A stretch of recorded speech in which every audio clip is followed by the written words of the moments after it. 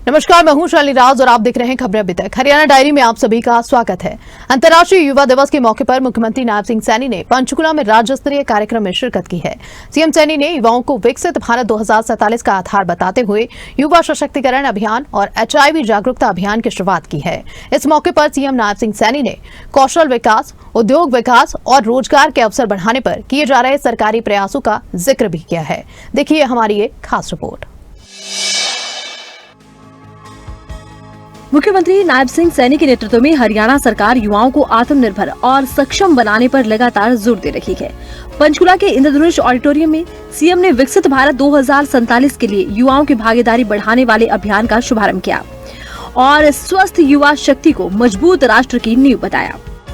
पंचकुला में अंतर्राष्ट्रीय युवा दिवस कार्यक्रम, एम्पावरिंग यूथ फॉर विकसित भारत 2047 लॉन्च, HIV एड्स जागरूकता अभियान शुरू, गुरुग्राम पंचकुला में बन रहे AI हब, युवाओं के कौशल विकास पर सरकार का फोकस, रोजगार और अवसर बढ़ाने का लक्ष्य, 2047 तक विकसित भारत का लक्ष्य है।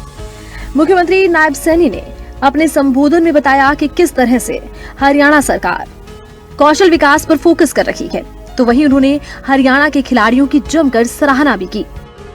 IMT खरखौदा की साथियों सफलता से प्रेरित होकर हरियाणा सरकार ने पूरे राज्य में 10 नए इंडस्ट्रियल मॉडल टाउनशिप बनाने का साथियों बड़ा निर्णय लिया है।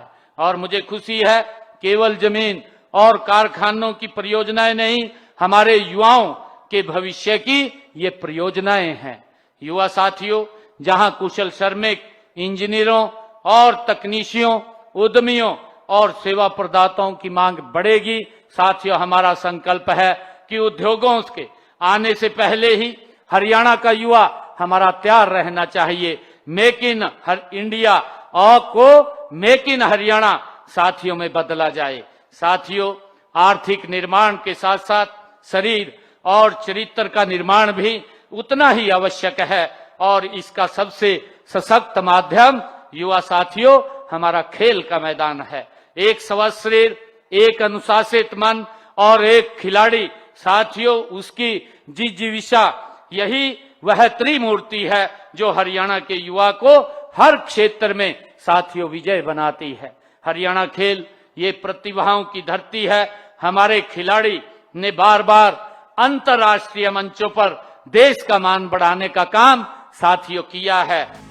मुख्यमंत्री नायब सैनी ने कहा कि युवाओं को बेहतर शिक्षा, कौशल और रोजगार के अवसर देना सरकार की प्राथमिकता है।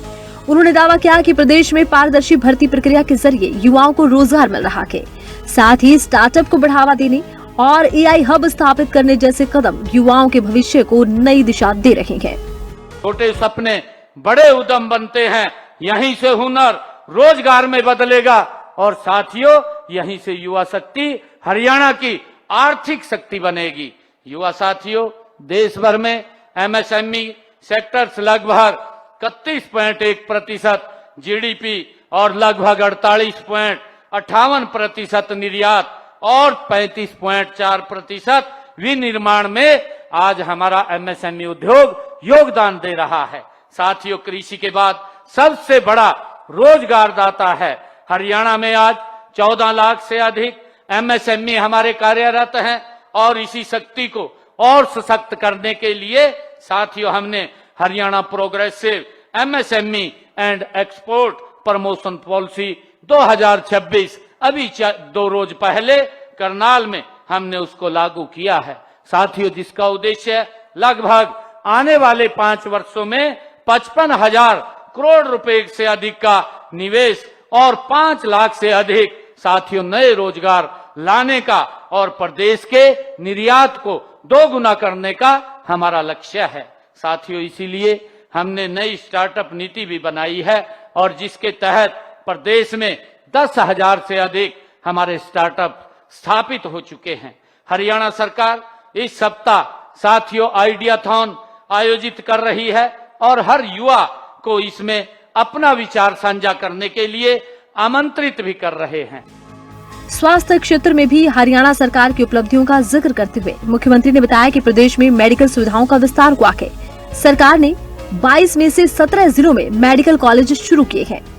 मुख्यमंत्री नायब सैनी की अगुवाई में युवा स्वास्थ्य और जागरूकता को अभियान का अहम हिस्सा बनाया गया है।